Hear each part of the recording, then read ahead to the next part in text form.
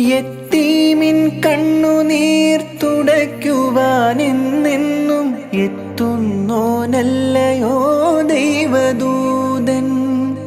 യത്തീമിൻ കണ്ണുനീർ തുടയ്ക്കുവാനെന്നെന്നും എത്തുന്നോനല്ലയോ ദൈവദൂതൻ. യത്തീമിൻ കുമ്പിളിൽ കരുണാമൃതം തൂകും ഉത്തമരല്ലയോ പുണ്യവാന്മാർ. യത്തീമിൻ കുമ്പിളിൽ കരുണാമൃതം തൂകും ഉത്തമരല്ലയോ പുണ്യവാന്മാർ.